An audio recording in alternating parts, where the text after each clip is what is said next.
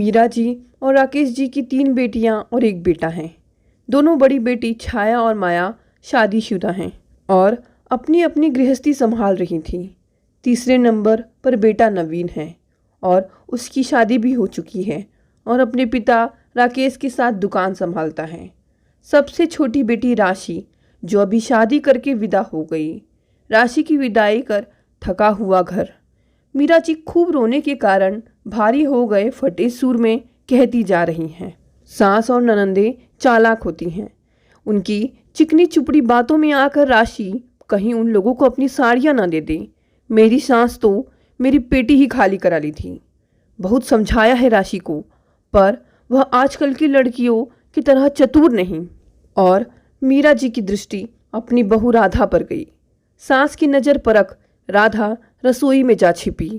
लंबी रसोई के दूर वाले कोने में दोनों बुआ बैठी थी। मीरा जी के शासन में इनकी यह दशा है।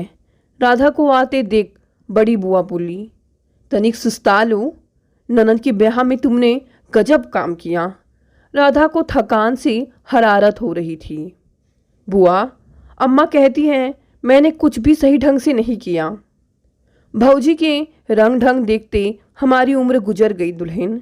उन्हें अपनी सास जल्लाद लगती थी, अब तुम चालबाज लगती हो, वह तो यही कहेगी। इसी क्षण मीरा जी अपना थुल थुल शरीर संभाले रसोई में दाखिल हुई। राधा और बुआओं को एक साथ देख तमक गई। राधा, यह डटी हो? थकान से मेरा सिर फट रहा है, तेल मालिश कर दो, तनिक ठंडी हो जाए। दोनों बुआ समझ गई राधा का उनके पास होना मीरा जी को चालबाजी लगती है। राधा अम्मा के पीछे चल दी। मीरा जी बिस्तर पर छा गई। वे सांप और बिच्छी क्या समझा रही थी तुझे? बड़ी बुआ सांप, छोटी बुआ बिच्छू। नहीं तो खूब समझती हूँ। ननंदे जहर की पोटली होती हैं, कल ही चलता कर दूंगी।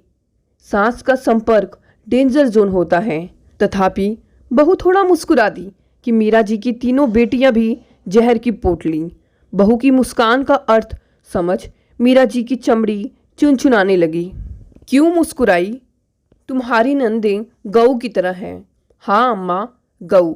मीरा जी को लगा राधा के अनुमोदन में रहस्य छिपा है। गर्दन अकड़ा कर बोली, छाया और माया दोनों 2-4 दिन में चली जाएंगी। घर की आखिरी शादी थी, दोनों को चैन देना है और दामादों को अंगूठी ठीक रहेगी। बुआ को भी कुछ? मीरा जी का चेहरा बागी दिखने लगा। बिना लिए वे दोनों टलने वाली नहीं। नेक में बहुत साड़ियाँ आई हैं, उन्हीं में से दे देंगे। यह ठीक ना होगा अम्मा, यह उनका भी मायका है।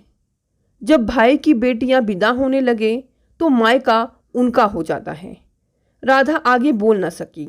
हफ्ते बाद नवीन राशि को लेने गया, पर ससुराल वालों ने नहीं भेजा। नवीन राशि को लिए बिना लौट आया। अम्मा, राशि की बड़ी ननद अमेरिका से आई है। वह राशि के साथ थोड़ा दिन रहना चाहती है। इतनी दूर से बार बार आना नहीं होता। मीरा जी का सिर घूम गया। यह अमेरिका वाली तो बड़ी हटीली है। पहली बार गई है राशि, अभी उसे ससुराल में अच्छा ना लगता होगा। बेटा, तुम ले आते उसे। तभी राकेश जी बोले, राशि अब उस परिवार की बहू है, वह हमारे अनुसार नहीं, ससुराल वालों के अनुसार चलेगी। जैसे हमसे रिश्ता खत्म हो गया। राकेश जी ने जवाब दिया, राधा को तो तुम नेक सलाह देती हो ना, बहू को ससुराल वालों के हिसाब से चलना चाहिए। मीरा जी ने फटकार दिया, सीधी बात को उलझाया ना करो और बहू का पक्ष न लो। सिर पर बैठेगी और बुढ़ापे में एक लोटिया पानी ना देगी। बेटियां पूछ ले तो पूछ ले। जब छाया और माया मायके आती है ना, माँ की सेवा करती है, ना काम में मदद। उनके आने पर तो मीरा जी खास सतर्क हो जाती है, बेटियों की सुख सुविधा में कमी ना रहे। तब भी मीरा जी को गुमान है बेटियों पर, बुढ़ापा पार कराएंगी। राशि अगले सप्ताह आ गई। मीरा जी उसके बैगों की गुप्तचरी में लग गई। 3 दामी साड़ियाँ नदारद। मीरा जी ने कहा, साड़ियाँ सास ने हड़प ली?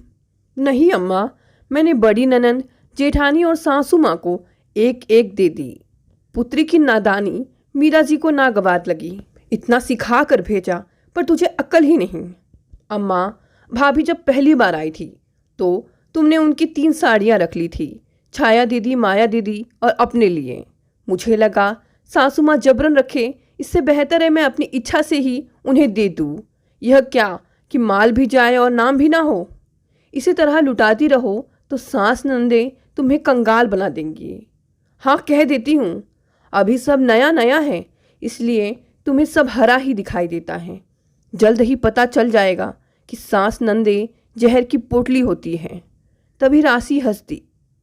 तब कहो अम्मा, मैं और तुम जहर की पोटली हैं। मैं भाभी की ननंद और तुम सास। पता है मुस्कुराकर जुर्म कर रही है, लेकिन राधा मुस्कुराती। मीरा जी मुस्कुराहट सह न सकी। राधा, सिर पर ना बैठी रहो, जाके चाय बनाओ। अच्छा अम्मा। राधा चाय बनाने चली गई। इधर मीरा जी राशि को मंत्र देती रही कि वह ससुराल में गुलाम बनकर नहीं, मालकिन बनकर रहना सीखे, जबकि खुद उन्होंने राधा को गुलाम से अधिक कभी नहीं माना। बहू मायके जाए या ना जाए या कब जाए, यह मीरा जी तय करती हैं। गर्मी की छुट्टियों में राधा के मायके में सभी भाई बहन एकत्र होते हैं कि सबसे मिलना हो जाएगा। इधर यही समय राधा की नंदों के आने का होता है। मीरा जी उसे जाने की अनुमति नहीं देती। जब राधा मायके जाती है तब भाई बहन जा चुके होते हैं। एक दिन उसने मीरा जी से कहा था, जाने दो अम्मा, शादी के बाद मैं अपने भाई बहनों से कभी ठीक से नहीं मिल पाई हूँ। अम्मा का स्पष्ट जवाब, तुम्हें अब हमारी सुविधा इच्छा देखनी चाहिए। तुम्हारी दोनों नंदे साल भर में आती हैं, पर उनका ख्याल नहीं, भाई बहन का बहुत ख्याल रखती हो। छाया और माया के आगमन पर राधा दिन भर चूल्हा संभालती है।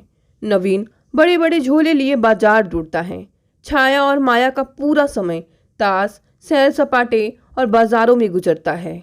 इस बार राशि 6 माह बाद मायके आई और माँ और भाभी के लिए साड़ी लाई।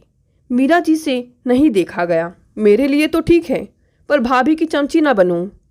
अम्मा, भाभी को भी लगे कि उनका कोई ध्यान रखता है, वो हम सब का हमेशा ध्यान रखती है। बहू की लगाम जितना कसो उतना ही कायदे में रहेगी। भाभी ने कभी कायदा तोड़ा है अम्मा? यह बहस करना ससुराल में सीखा है? हाँ अम्मा, मैं बहू बनी तो पता चला बहू की कुछ भावनाएं होती हैं। वह मान और सम्मान चाहती है। मेरी बड़ी ननद अमेरिका से लौट आई, पर छोटी की नखरे उसकी जूठी थाली तक मैं उठाती हूँ। मीरा जी सदमे में। राशि, तुम उसकी गुलाम नहीं हो, पर बहू तो हूँ। बहू को ये सब करना चाहिए। अपने ही घर में देखती हूँ अम्मा। राधा भाभी। मीरा जी बेटी की बातें अनसुना करके कहती हैं, दामाद जी से कहो तुम्हें अपने साथ ले जाएं, अच्छी पोस्ट में हैं, तुम क्यों दबोगी इस छुटकी ननद से? वे ले जाना चाहते हैं, पर सासू माँ कहती हैं कि कुछ दिन हमारी सेवा करो। तुमने फेरे सासू माँ के साथ लिए हैं? बिटिया, तू अपनी सास की लगाम कसो। मीरा जी राधा की लगाम कसना चाहती हैं और चाहती हैं कि बेटी अपनी दुराचारी सास की लगाम कसे। नहीं अम्मा, आपके दामाद तो अपनी माँ के सामने मुंह नहीं खोलते। तो ऐसे भक्त हैं अम्मा के। हे प्रभु, मैं चलूँ अम्मा? भाभी का काम में हाथ बटा दूँ? 4 दिन की आई हो, सुस्ता लो। अम्मा, यह आदत बिगाड़ लूँगी तो ससुराल में अखरेगा। सुबह 6 बजे से रात 12 तक काम और काम। राशि, तुम्हारी तो मजदूर से भी हालत खराब है। दोनों भाभी और नंद इस समय रसोई में थी। राधा पूछने लगी, सच कह रही हो क्या राशि? भाभी, मुझे कोई तकलीफ नहीं है, वे अच्छे लोग हैं। मैं अम्मा को महसूस कराना चाहती हूँ कि वे जो व्यवहार तुम्हारे साथ करती हैं वही बेटी के साथ हो तो कैसी आग लगती है। पर तुम अम्मा से यह सब नहीं बताओगी। आगे आगे देखो होता है क्या। साल भर बाद राशि अपने 2 माह के बच्चे को लेकर मायके आई। मीरा जी जल्द ही मुख्य मुद्दे पर आ गई। राशि, बरही में मैंने काफ़ी सामान भेजा था, सास ने तो नहीं हड़प लिया? उन्होंने नहीं हड़पा, मैंने ही सब उन्हें सौंप दिया था। ये बोले थे कि बेटा हुआ है तो सबको नेक बनता है। सास, दोनों नंदों और जेठानी को हम लोगों ने सोने की अंगूठी दे दी। मीरा जी पर गाज गिरी। बेसहूर कंगाल हो जाएगी। न देती तो इनको बुरा लगता। अपनी बड़ी बहनों को देखो, पति को मुट्ठी में रखती हैं। कुछ सीखो। स्त्रियों की मनोवृत्ति विचित्र होती है। बेटी को पढ़ाती हैं, पति को मुट्ठी में रखो। बहू को आरोप देती हैं, यह मेरे बेटे को मुट्ठी में रखती है। अम्मा, यह गुण तो हमें आता नहीं। तुम्हें से जाना है कि पहली संतान, वह भी पुत्र हो तो सास नंदों को कुछ देना चाहिए। अंश हुआ तब तुमने भाभी से बाली उतरवा लिए थे। दोनों जीजी और जीजा जी को क्या क्या दिलवाया था। राशि के द्रोह में मीरा जी की नींद उड़ा दी। दोनों बड़ी बेटी माँ का निर्देश मानती हैं, लेकिन राशि हौसले पस्त किए देती है। लड़की का यही आचरण रहा तो बेजुबान बहू की जुबान गज भर लंबी हो जाएगी। गजब कर रही है लड़की। गर्मी में मीरा जी ने तीनों बेटियों को बुलवाया। छाया और माया ने योजना बना ली, लेकिन राशि तो मानो उल्टी चाल ही चलेगी। फोन कॉल किया कि उसकी तबीयत खराब चल रही है, संभव हो तो भैया भाभी कुछ दिनों के लिए आ जाएं, मदद मिल जाएगी। अगर भाभी नहीं आ सकती तो वह अपनी सास और छोटी ननंद को बुला लेगी। अब मीरा जी के सामने बड़ा चक्कर है। अगर बहू जाती है तो छाया और माया के स्वागत में भारी कमी होगी। नहीं जाती है तो राशि की सास ननंद बेटी के घर में ठाट का आनंद लेगी। उसकी मदद तो एक ना करेंगी। राधा को भेजना ही पड़ा। गृहस्थी की थकान उतारने आई छाया लटपटा गई। हम आए और अब भैया भाभी गायब। यह क्या है अम्मा? राकेश जी ने स्पष्ट किया। तुम्हारी भाभी राशि की मदद के लिए गई है छाया। यहाँ का काम तुम, माया और तुम्हारी अम्मा मिलकर संभाल लूंगी। दोनों बहनों के चेहरे दुखी हो गए। छाया को बेइज्जती जैसा कुछ महसूस हुआ। यहाँ भी चूल्हा फूकूं, यह राशि को भी अभी बीमार पड़ना था। गृहस्थी का अपार काम और बहू गायब। मीरा जी को तत्काल समझ में आ गया कि बहू के बिना वे घर नहीं चला सकती। काम करने की आदत नहीं तो जोड़ों में पीड़ा हो गई है। छाया और माया रसोई में घुसी। खाना कम बनाती, राधा और राशि को अधिक कोसती। जल्द ही छाया ने बहाना किया, अम्मा हम लोगों की घूमने की योजना है, यहाँ का देख सुन लिया, अब जाना है। मीरा जी उदास हुई। रुको ना, फिर छुट्टियाँ खत्म हो जाएगी और जाना नहीं हो पाएगा। माया जान गई कि छाया बहाना दिखाते हुए भाग रही है तो उसने भी बहाना कर लिया। माया तुम भी? मुझे तो 2 आदमी का खाना नहीं बनाया जाता, आदत छूट गई है। तो भाभी को बुलाओ, वहाँ जमकर बैठ गई हैं। फिर राकेश जी ने कहा, तुम लोग जाना चाहती हो जाओ, तुम्हारी जिम्मेदारियां हैं, यहाँ का हम दोनों संभाल लेंगे। बरस हुए अकेले नहीं रहे, अब देखें अकेले रहने का क्या मज़ा है और क्या परेशानियां होती हैं। परिस्थिति में भारी उलटफेर हुआ। न सैर सपाटा न पुत्रियों के लेन देन को लेकर मीरा जी ने हड़कंप मचाया। और अब खाली घर, 2 प्राणी। मीरा जी सामर्थ्य भर काम करती पर पूरा काम ना हो पाता। राकेश जी ने अलग हौसले तोड़ने वाली बात कर दी। तुम जिन लड़कियों का ये सुगान करती हो, लो वे पीठ दिखाकर चली गई। चाहती हो तो भीतर की भड़ास निकाल कर तबीयत हल्की कर लो, पर झिझक रही हो ना, है ना? होती है कुछ स्त्रियां, सेवा बहू से लेती हैं, श्रेय बेटियों को देती हैं। मैंने बार बार तुम्हें कहा है कि जो बहू हमारा इतना काम करती है उन्हें ना सराहो तो कोई बात नहीं, पर परेशान भी ना करो। बाहर वाले मदद को नहीं आएंगे, यही लोग काम देंगे, तो क्या हम उन्हें थोड़ा सा प्रेम और महत्व नहीं दे सकते? अमर बेल का स्वभाव जानती हो, जिस पेड़ पर चढ़ती है उससे अपना पोषण लेती है और उसे सुखा देती है। फिर कहता हूँ बहू से सहारा लो, पर उसे नौकरानी ना बना दो। वह विद्रोह कर दे तो हम इस बुढ़ापे में क्या करेंगे? उसके हाथ पैर मजबूत हैं, हमारे थक रहे हैं। बेटा और बहू अलग हो जाएं तो वे अपना काम चला लेंगे, हम अकेले नहीं चला सकेंगे। छाया और माया को देख लिया ना। फिर भी उन्हें भी दोष नहीं दे सकता। अपनी गृहस्थी बसाने के बाद वे तुम्हारी गृहस्थी का बोझ अपने ऊपर नहीं ला देंगी, काम बहू ही आएगी। पर तुमने कभी उसे महत्व नहीं दिया। उसे स्नेह और महत्व दो तो वह तुम्हारी सेवा मन से करेगी। देखो, मशीन के कलपुर्जों की देखभाल ना करो तो एक दिन वे काम करना बंद कर देते हैं।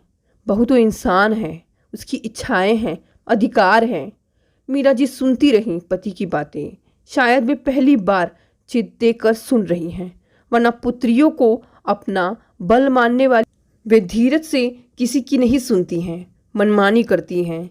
इस वक्त खुद को दुर्बल पा रही हैं और पति की बातों में उन्हें सार दिखाई दे रहा है। यही वजह रही वापस आए बेटे बहू से पूछने की। उन्होंने पूछा, कोई तकलीफ तो नहीं हुई? आवाज नम है, लहजा नरम।